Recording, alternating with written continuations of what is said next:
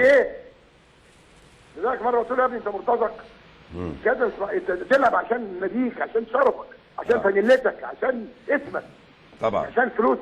طبعا طبعا. بس انا هفتح العقد يا حبيبي. خضتني، اتخضيت قوي يا بابا. خلينا اوضح حاجه اخيره مرتضى بيه بعد اذن حضرتك. هو اولا كلاعب لما بيخش ممكن عايز يخش يتكلم عن ادائه، عن اداء الفرقه، عن اداء الحكم، وات ايفر. ادي واحد. اتنين، هو لما جه يتكلم عن الحكم لم يتناولك الا بجمله واحده بس، قال اذا كان رئيس النادي انا مش عاجبه ادائي يمشيني. هو ما غلطش. لا مش عاجبني اداؤه خلاص.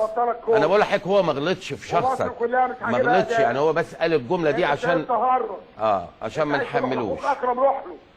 ايوه باختصار شديد. نعم. ايوه بتهرج بس مش هتروح كده. انا قلت لك هبطلك كوره عشان تتعلم ازاي دي مؤسسه محترمه. وانا كل اللي قلته انا كنت عايز اعرف احمد توفيق مكانه ايه في الملعب. وانا قلت له كده. وانا قلت له كده. وانا قلت له كده. قلت له اللي بلغك بلغك غلط، اللي بلغك بلغك. انا بلغ غلط. بلغ غلط. الكلام كله كلام فارغ.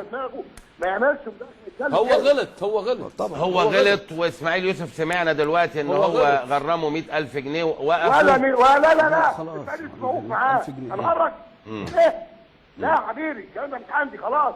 هما الاثنين موقوفين. لان لو عندي مدير كره ذكر مش عايز يسخن زي بيعمل مداخله يقول كده. انت رب الاسره. انت رب الاسره. انت عارف الزمالك 12 دوري او 13 والاهلي ليه حاجه و30؟ عشان كده. خد مننا عشان كده. عشان شغل البلطجه ده. عشان الفتوانه دي. عشان ايه يعني رئيس النادي؟ ايه يعني المدير الفني؟ ايه يعني الكابتن اللي معاه؟ هو كده. انا ما عنديش كده. بقول لك يا احمد هبطلك كوره، واي مدير فني هيجيبك يلعبك همشيك.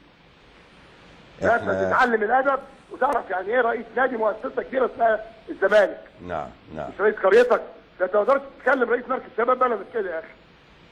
والله العظيم اقسم بالله العظيم وحياه المطلق ما بيفوت شهر اللي هو اخوه وابوه عايزين فلوس، عايزين نشتري ارض، شممني فلوس بالحرف كده والله كده، شممني فلوس.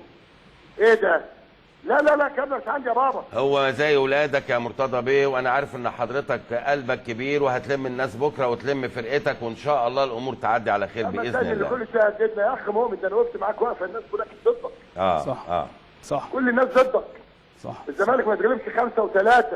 دي اسهل بطوله افريقيا كانت السنه دي يا مؤمن. لسه بقول لسه بيقول الكابتن ايمن دلوقتي. كنا اي كلام والمصري اي كلام وانت اي كلام والنهارده اي كلام. هنضحك على نفسنا. طب ما انا ممكن اطلع اقول جميل حلو قوي يا جماعه لغايه ما الاقي نفسي داخل في ماتش الاسماعيلي ولا ماتش الاهلي واخد على نفوخي. مش كده؟ صحيح. برضه حضرتك رب الاسره. لا ابدا اطلاقا والله. محمد القاضي اطلاقا كان هو اللي دخله. لا انا قلت لحضرتك هو داخل كلاعب كوره ممكن عايز يتكلم عن اداء ويتكلم عن اقسم بالله العظيم ما كان حد عارف هو هيتكلم فيها. اقسم بالله.